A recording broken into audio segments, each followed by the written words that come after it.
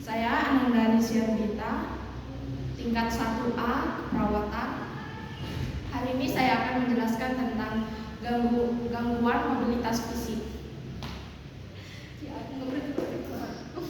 Mobilitas fisik atau mobilisasi merupakan kemampuan individu untuk bergerak dan melakukan kegiatan secara mudah, bebas, dan teratur guna memenuhi kebutuhan hidupnya sehari-hari, baik secara mandiri dengan bantuan orang lain maupun hanya dengan bantuan alat. Gangguan mobilitas fisik atau imobilisasi ini disebabkan oleh persendian yang kaku, pergerakan yang terbatas, waktu bereaksi yang lambat, keadaan tidak stabil bila berjalan, keseimbangan tubuh yang jelek, gangguan peredaran darah, gangguan penglihatan, gangguan pendengaran, serta gangguan pada perabaan. Jenis mobilitas fisik itu terbagi jadi dua, yaitu mobilitas radial temporer, yaitu kemampuan bergerak dengan batasan yang sifatnya sementara. Lalu mobilitas bagian permanen, kemampuan bergerak dengan batasan yang sifatnya menetap. Jenis imobilisasi. Imobilitas fisik merupakan pembatasan untuk bergerak secara fisik dengan tujuan mencegah terjadinya gangguan komunikasi pergerakan. Imobilitas intelektual merupakan keadaan ketika seseorang mengalami mobilitas emosional, keadaan ketika seseorang mengalami pembatasan secara emosional karena adanya perubahan secara tiba-tiba dalam menyesuaikan diri. Lalu, imobilitas sosial, keadaan individu yang mengalami hambatan dalam melakukan interaksi sosial karena keadaan. Tanda dan gejala. Tanda dan gejala mayor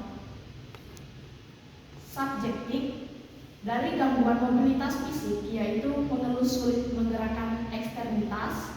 Kemudian untuk tanda dan gejala mayor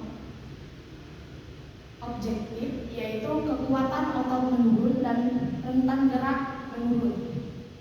Tanda dan gejala minor subjektif dari gangguan mobilitas fisik, yaitu nyeri saat bergerak, enggan melakukan pergerakan, dan merasa cemas saat bergerak. Faktor penyebab terjadinya gangguan mobilitas fisik, yaitu seseorang bisa mengalami hambatan mobilitas fisik karena penyebab yang berbeda-beda, seperti rusaknya gangguan saraf, yaitu stroke, penyebab gangguan muskuloskeletal. Tujuan mobilitas yaitu mempertahankan fungsi tubuh dan mencegah kemunduran serta mengembalikan rentan gerak aktivitas tertentu.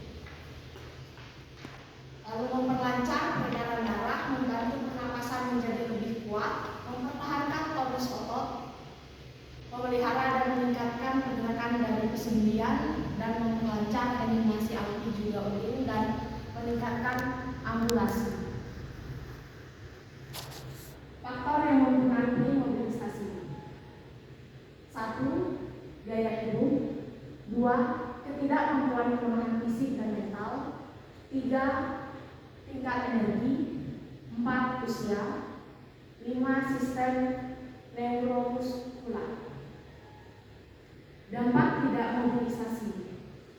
Gangguan mobilitas fisik akan mengakibatkan individu mengalami imobilisasi yang dapat mempengaruhi sistem tubuh seperti 1. Perubahan metabolisme. 2. Ketidakseimbangan cairan dan elektrolit. 3. Gangguan perubahan zat gizi.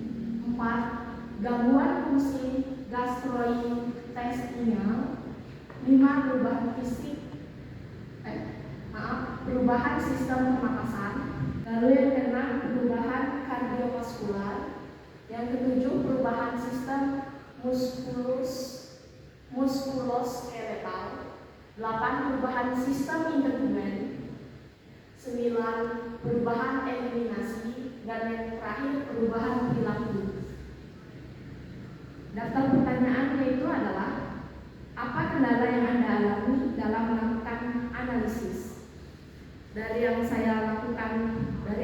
yang saya lakukan, saya merasa kendalanya itu terjadi pada saat mencari jurnal. Lalu yang kedua, bagaimana analisis dapat memberikan pengaruh bagi rekan sejawat Anda. Analisis yang dapat saya berikan yaitu menambah wawasan, memperkaya pengetahuan, serta berbagi informasi. Sekian presentasi saya ucapkan